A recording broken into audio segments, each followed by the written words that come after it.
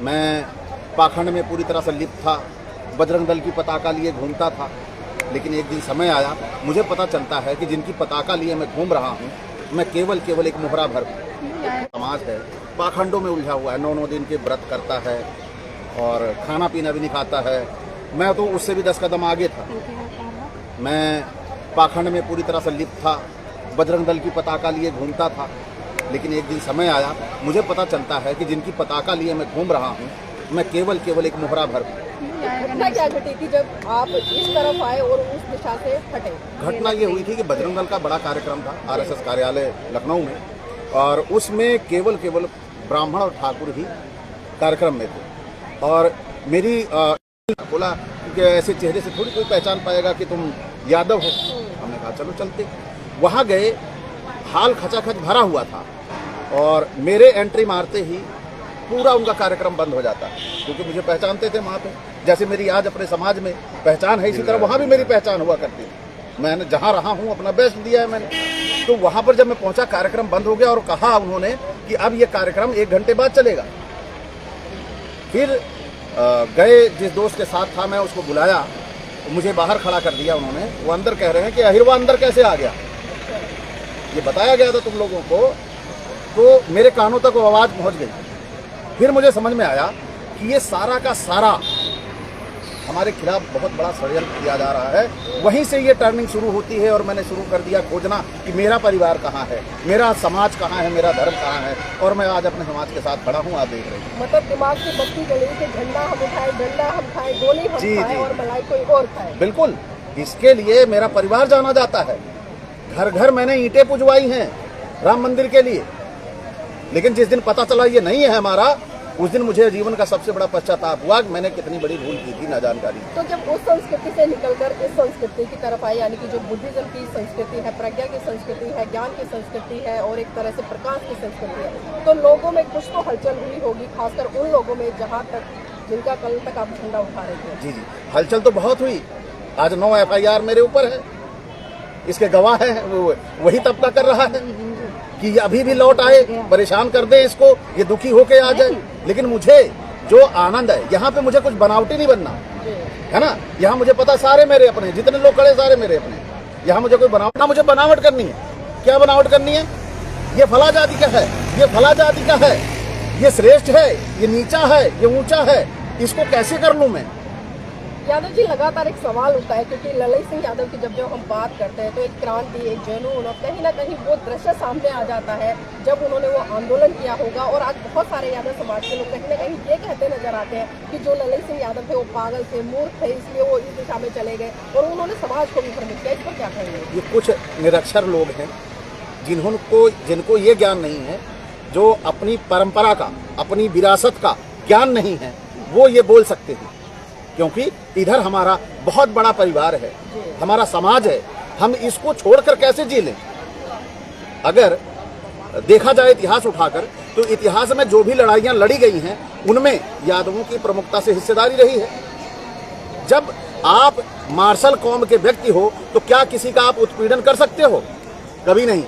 Martial कौम किसी पे उत्पीड़न होते हुए देख नहीं सकती। रक्षा के लिए जी, रक्षा के लिए। तो वो कैसे अपनी इन परंपराओं को छोड़ दे, कि इतने बड़े परिवार को छोड़ दे, अपने लोगों को छोड़ दे? ये जो कर रहे हैं, ये बहुत ही धूर्त किस्म के आदमी हैं।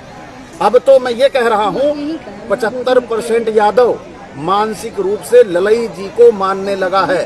केवल अब वो विचारधारा सामने आने वाली बात है, बाकी तैयारियां पूरी हमारी चल रही हैं। लेकिन अभी देखें, उत्तर प्रदेश के एक बहुत बड़े नेता है, कहीं ना कहीं हम देखते हैं जब कुर्सी धुलवाई जाती है तो तब उन्हें महान पुरुष याद आते हैं, लेकिन फिर से वही कर्मकांड, वही आडंबर वो करते नजर आते। तो क्या कारण है? ऐसे लोग अब तक क्यों नहीं उस संस्कृति को छोड़ पाते जो उनके ऊपर लगातार अत्याचार करती है, शोषण करती है? देखिए, जब हम ऑन गोइंग होते हैं, जैसे मैं था, मैं भी तो पाखंडी ही था, अब पूर्व पाखंडी हो गया हूँ, तो उसी तरह वो भी रास्ते से गुजर रहे हैं। अभी तक विचारधारा का उनके पास कहीं से करीबी नहीं थी, विचारधारा से वो दूर थे, लेकिन अब धीरे धीरे वो विचारधारा के करीब आते जा रहे हैं। परिवर्तन उनमें दिख रहा है, क्योंकि अब वो भी प्रताड़ित, पीड़ित हो रहे हैं। पहले नहीं थे, पहले उनको पता था कि मैं भी क्षत्रिय हूं, लेकिन जब उनका घर धुला गया तो थोड़ा सा एहसास हुआ शूद्र हूं। फिर मंदिर धुला गया, फिर पता चला शूद्र हूं। इसके बाद से अब प्रक्रिया धीरे धीरे बदल रही है और जितना ही लोग उनके करीब जा रहे हैं, अगर हम उपेक्षित करेंगे उन्हें तो वो बदलेंगे नहीं। जरूरत है करीबी की, उन्हें उनके पास विचारधारा को पहुंचाया जाए जिससे वो बदले, और वो बदलेंगे तो देश की भी राजनीति बदल जाएगी। अच्छा जी, अभी आपने बात करी कि कम से कम 70% यादव समाज कहीं ना कहीं ललन सिंह यादव की विचारधारा को समझ रहा है, और ललन सिंह यादव जी की बात करें तो वो बौद्ध बने, और जिस तरह से उन्होंने सच्ची रामायण का इतिहास लिख के इस देश के सामने आंखें खोलने का काम किया, उसको काल्पनिक है, धराशाही है, एक तरह से रेत के ढेर की तरह की आंधी आए और एक ढेर में बह जाए। तो जानना चाहूंगी, क्योंकि मैं भी इस आंदोलन में पिछले 12 दिन से हूँ, लगातार ऑब्जर्व कर रही हूँ, आपको छोड़कर या 1-2 लोगों को छोड़कर अभी तक जो यादव समाज है उसकी सक्रिय भूमिका नहीं दिखाई दे रही। तो कारण क्या है? कारण ये है, पहला तो जो जागरूक यादव हैं उत्तर प्रदेश में ही है, बिहार में जागरूकता की बहुत कमी है। बिहार ही नहीं, मध्य प्रदेश तो पूरी तरह से पाखंडियों का हो चुका है यादव में।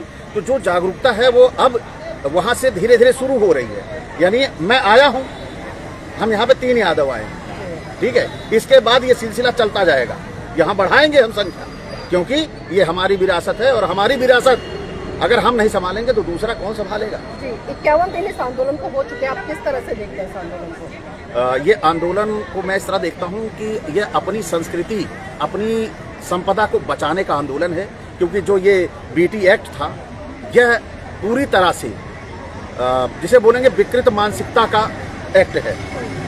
क्योंकि आप देखिए, राम मंदिर बना, राम मंदिर में क्या बौद्ध को, मुस्लिम को शामिल किया गया? नहीं शामिल किया गया। तो बीटी एक्ट में कैसे हिंदू शामिल हो सकता है? नहीं, वो तो कह रहे हैं ना कि जो भगवान बुद्ध है वो विष्णु का अवतार है, कोई 13वां बता रहा है, कोई 8वां बता रहा है, कोई 12वां बता रहा है, और एक महाशय जी मिले, उन्होंने तो यहाँ तक कह डाला कि 24वें अवतार है। अभी 10 लोग मिलकर मुझे कह दे कि मैं विष्णु का अवतार हूँ, तो क्या वो मान लेंगे? ये सिद्ध करना पड़ेगा उन्हें कि विष्णु के अवतार वो कैसे थे। ये गपोले गा देना आसान है। नहीं, कल को अगर कोई ये कहता है कि ये जो पैगंबर है वो भी विष्णु के अवतार है, तो क्या उस बात को ये मान लेंगे? ये उनको नहीं मानेंगे, इनको मान लेंगे, क्योंकि यहाँ उनको भारत की संपदा पे कब्जा करना है। पैगंबर के लिए तो लगे हुए हैं कि किसी तरह इनको बाहर कर पाएं, क्योंकि पैगंबर के लोग भी समानता और भाईचारे की बात करते हैं। नहीं, कभी कहीं खुदाई कराते, कभी कहीं खुदाई कराते, लेकिन विडंबना ये है कि जहाँ खुदाई में खुदाई हो रही है उसके नीचे खुदाई क्यों नहीं करा रहे? ये इसी में तो फंस गए, खुदाई कराने पे ही फंसे। खुदाई करा रहे थे, बुद्ध जी निकलते थे, खबरें आ जाती थी।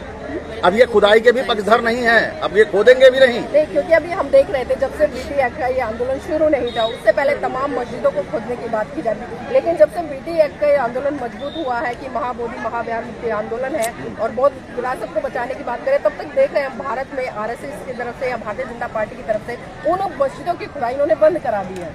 देखिए, ये कराएंगे, मैं कह रहा हूँ, अगर ये आंदोलन और तेज हो गया तो इतने दहशत में हो जाएंगे, हवन कुंड का गड्ढा नहीं खोदेंगे ये। मतलब डरे हुए हैं जी, हवन कुंड का गड्ढा नहीं खोदेंगे ये।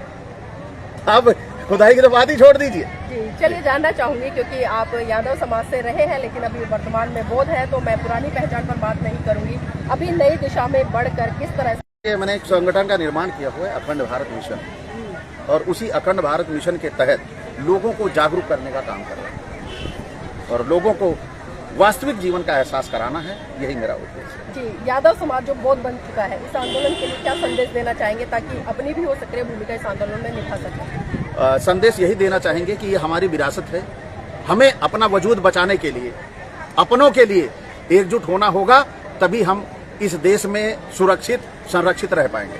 जी, बहुत